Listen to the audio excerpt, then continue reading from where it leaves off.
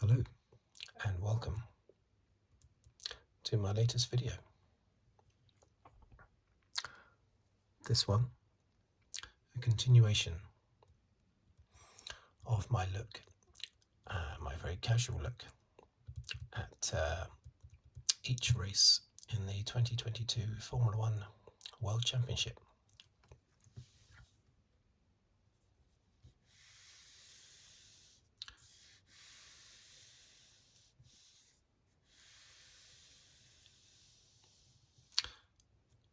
A very casual glance at the finishing order of the race, how it affects the championship, and some comments from me about different things. Okay, let's start.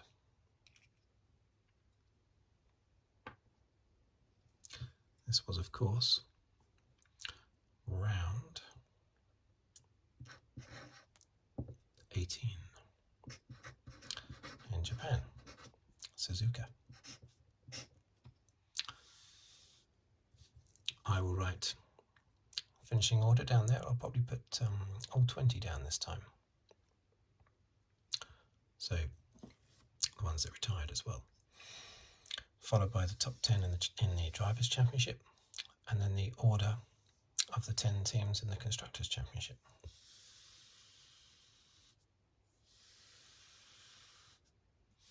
And then brief chat about what I thought of the race. Okay, here we go.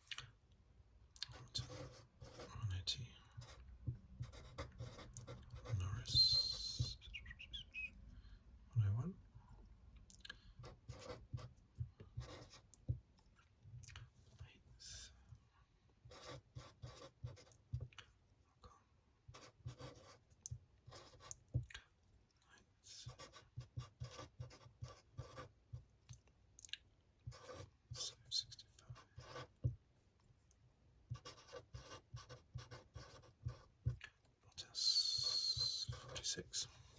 Okay. Now, constructors order.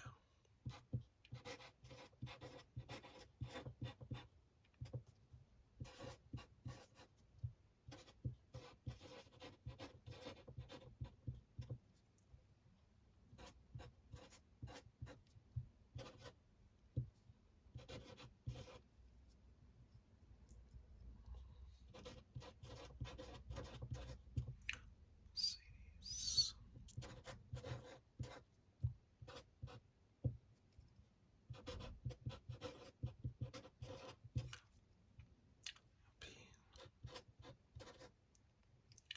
43.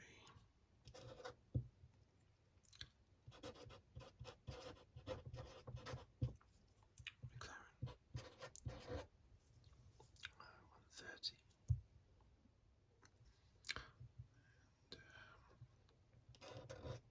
And 6.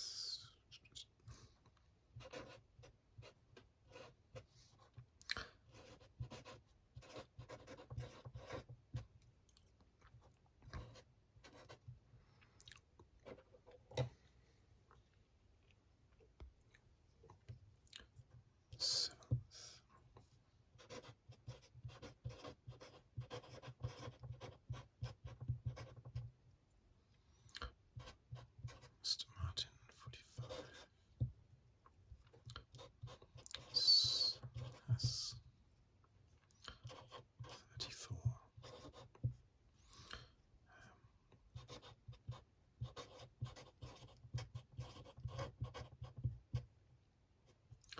Ferrari 34.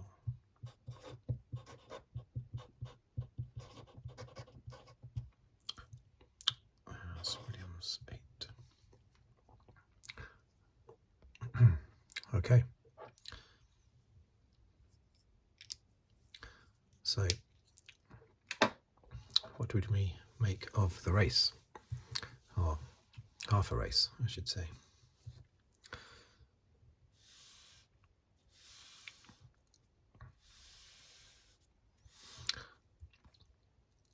Great performance by Verstappen, getting on pole position.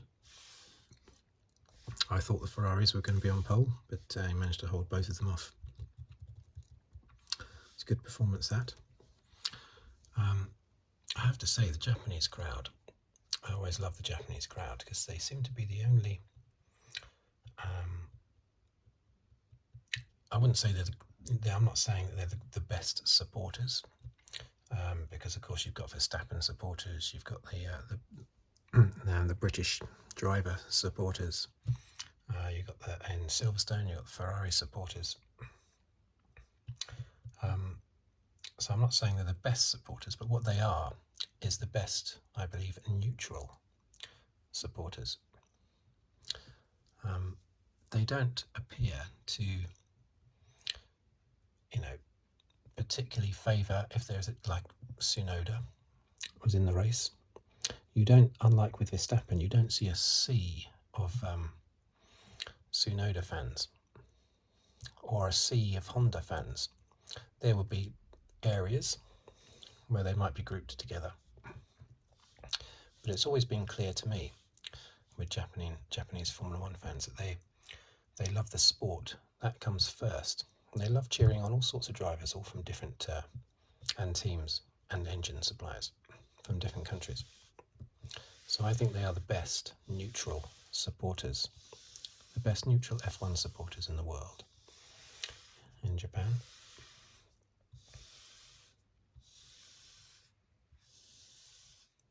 I accidentally found out the winner of this race in advance. For the first time in many years, I accidentally found out who won. I didn't know anything else. I just knew that Verstappen had won and that it was a chaotic race. I didn't watch it live. I couldn't watch it live, and I didn't watch it until Sunday evening. So I had to go a long time avoiding the result, and I failed. But as it turned out, if I was going to pick one race in the year to find out the result of, in advance, this would have been it, as it was only half a race anyway.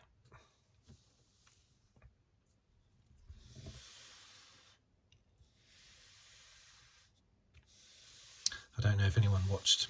I suspect a number of you out there watched every single minute of the delayed coverage.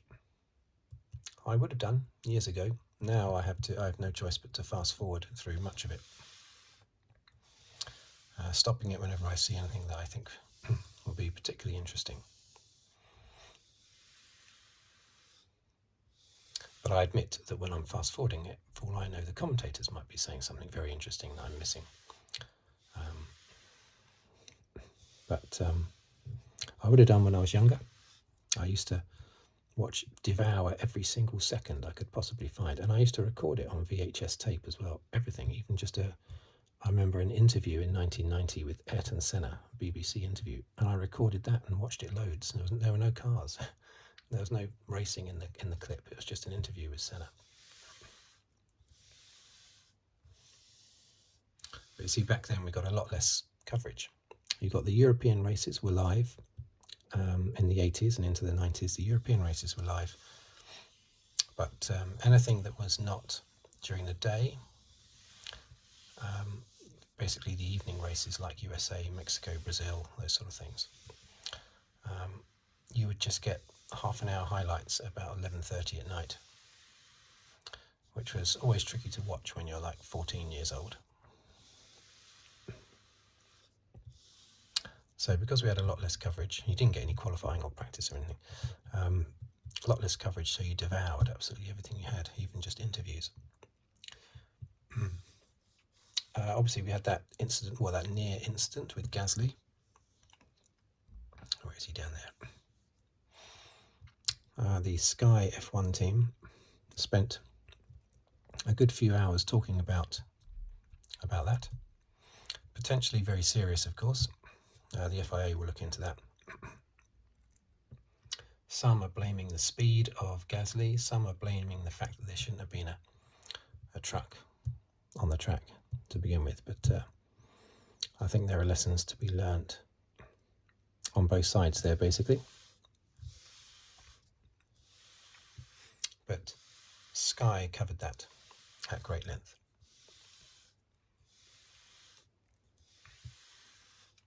They also covered all the Ricciardo news, that he's definitely not racing next year. Not surprised. I mean, that was rumoured to be the case. It'd be very strange if he went to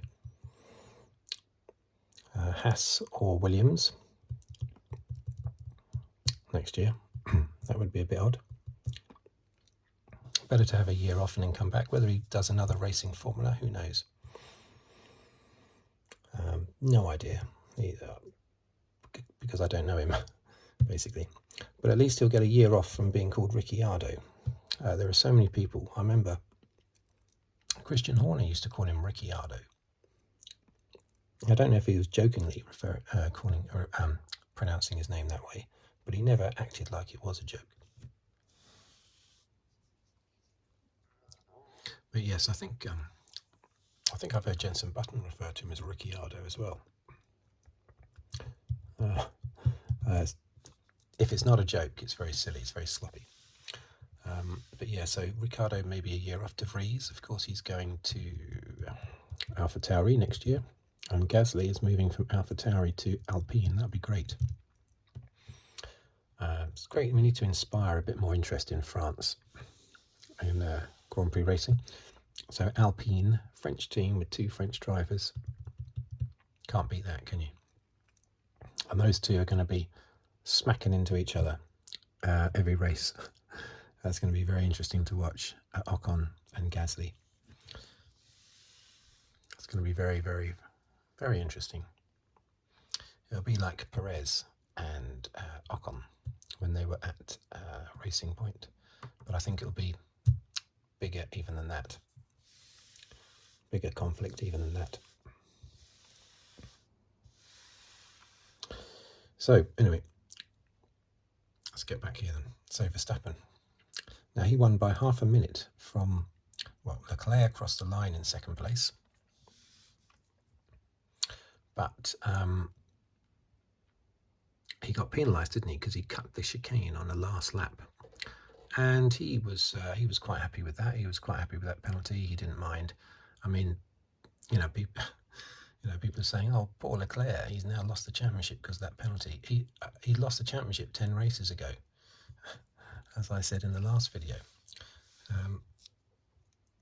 So that is a really exciting thing that's happened about this race. I'm very, very, very excited that Verstappen has now won the championship. Not because I support him, not because I want him to win the championship, but because I'm fed up with listening to commentators talk about the exciting championship decider each race. Trying to drum up excitement, 2021 excitement into this year, which is impossible. Verstappen was destined to win the championship 5-6 races ago, so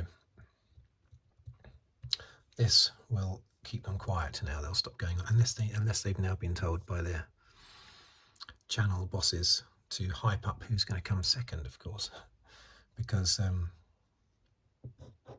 1 point between Perez and Leclerc, so maybe that's going to be the big thing that they hype up now.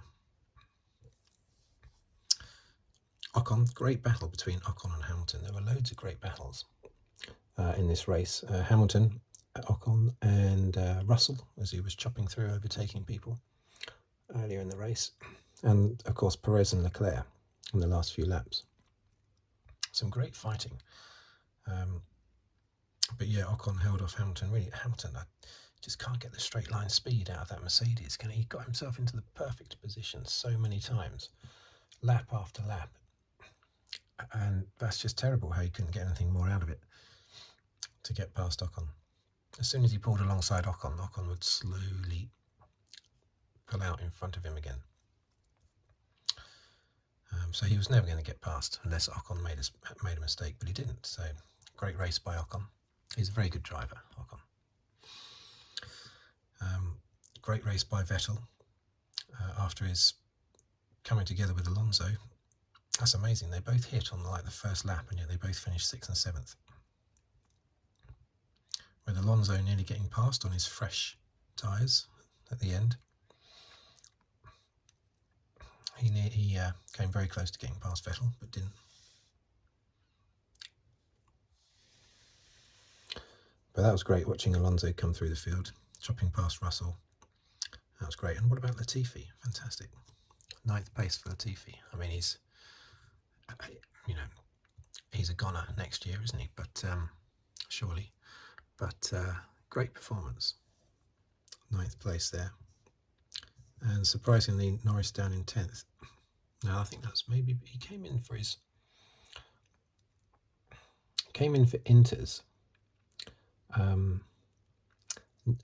He was one of the early ones to go onto Inters, wasn't he? Vettel came onto Inters, but ahead of him and someone else, I think. But Norris was one of the early ones, and that was fine at the time. But of course, then his tyres got older quicker, and that then cost him. I can't think of anything else that knocked him down to 10th. But yeah, not a good result in the end. There's Ricciardo, still behind Norris, even though his last couple of races he's looked a lot better from Ricciardo, but not at the moment. Stroll, great start. He chopped up the inside, didn't he? I found a bit of dry line on the inside. That got him past a number of cars at the beginning, so he had a very good start. Not much after that. Tsunoda, Magnussen, Bottas, Joe, not a lot going on there, apart from, of course, Joe getting the fastest lap. His first ever fastest lap, on lap 20, I believe. You're always going to have unusual people picking up fastest laps in a race like this, a wet race like this. But I'm surprised that happened so early. Well, actually, it's not early, is it? 28. It was only a 20 lap 20. It was only a 28 lap race, wasn't it? So that wasn't early. So, but I'm surprised that he got the fastest lap and say Alonso didn't. Alonso had the fastest lap, or at least Alonso got the second fastest lap, or at least he was the next driver after Joe to record fastest lap. For all I know, Joe got the top 2 or 3 fastest laps. But anyway, I'm surprised that Alonso didn't have the absolute fastest lap, actually, with the way he was coming through the field. But I suppose he was overtaking people. That's why maybe Joe didn't have anyone to overtake. Schumacher, not much to say about him in this race, again, unfortunately. Gasly, well, that's been discussed at length about the vehicle on the track, but that's not why he's down in 18th place, of course. I think he started from the pit lane, didn't he? That was his big problem. And then, of course, Sainz, massive accident on lap 1. Took him out. And, oh, of course, Gasly got hit by part of the hoarding, didn't he? Advertising hoarding that came off after Sainz hit it. And it got stuck to the front of his car, damaged his front wing and got stuck to the front of his car, Gasly. And then later on, he didn't nearly have an accident with a truck, did he? But he drove past that truck at speed, which wasn't safe, but he didn't nearly have an accident. And in Albon as well, he had an accident, didn't he, on the first lap. So, as we know, that does make Verstappen champion. I'm so happy, as I said just now. And, you know, of course, Leclerc was not fussed about getting demoted to 3rd place. He just wants he just wants this year's championship to finish. He's not thinking, oh no, now I can't win the championship by winning every remaining race and getting fastest lap in every remaining race and having Verstappen fail to score in every remaining race. I can't do that now because I've had this penalty. He lives in the real world. He knows the championship was long over. Russell, 207 points. Sainz, 202. They're very close together still. So you got Perez and Leclerc. You got Russell and Sainz. Hamilton still out on his own, just can't quite get within striking distance of his teammate or Sainz. He seems to have been hanging around the late 100s for ages now. Just can't quite get to 200, can he? Norris on his own, probably on his own in 7th, although Ocon and Alonso are closing. And of course that 4th place and 7th place by Ocon and Alonso has allowed Alpine to swap with McLaren. They were ahead going into last week's race at Singapore, but then McLaren had a good race. Alpine's both retired, so McLaren got ahead, and now Alpine are back ahead again due to not. Did Norris actually get a point? I think he did, didn't he? I know there was they didn't get full points, did they? I think it was, what was it? Was it 19 points that Verstappen got for the win? It's not tremendously important, that's why I didn't look it up. Anyway, I think he got 1 point for 10th. But yeah, Alpine back in front and quite a way now, 13 points. That's now suddenly going to be difficult for McLaren to overturn again. Haas and AlphaTauri. Now, that is the correct way round, I believe. Haas in 8th place officially, because they have both had a 5th place finish. Yeah, they've both had 1 5th place finish, but Haas have also had a 6th place finish, which AlphaTauri have not had. And that's why Haas are in front. Williams, yeah, well done. Creeping along with the points. Come on, Williams. I was a big fan of Williams when I was a kid because of Nigel Mansell. So at the top here, of course, well, yeah, Ferrari have pulled well clear of Mercedes now. There's no chance that Mercedes are going to catch Ferrari. And Red Bull, it's not been. Oh no, that's true, isn't it?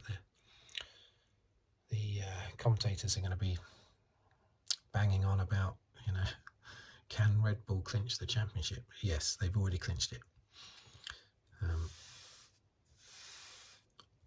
Just not quite yet, officially.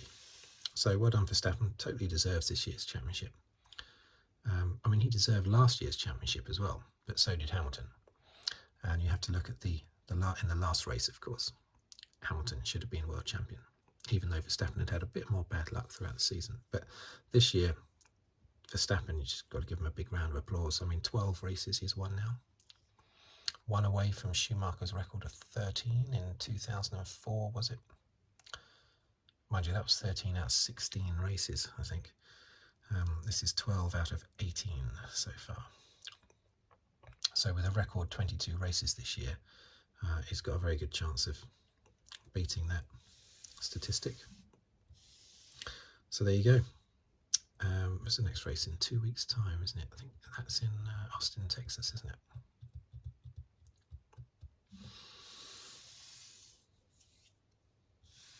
I wouldn't mind seeing Verstappen break that record for the most number of wins in the season. Of course, he's got the advantage, as I say, of there being so many races this year, but he deserves it. He's completely blown away Perez. I mean, he beat Leclerc and Perez by half a minute and a half race distance. Perez can get no solace if he finishes second in the championship. The team will be happy with him for that, but I mean, that's all they want him to do, really, is just finish second. So he'll please the team if he finishes second, but he can't be pleased himself to be that far behind Verstappen. Okay, so that's that. What else was I going to say? Oh yeah, I was also going to say, apologies for that, I don't know what that was. He has now 18 poles and 32 wins. 18 poles puts him into 20th place on the all-time list, and 32 puts him 7th, equal with Alonso. 32 wins. There you go. Thank you for watching. Thank you for listening. If you'd like to subscribe, please do so. And I will, or if you'd like to comment as well, or like the video, it'd be great. And I will see you on the next video. Thank you very much.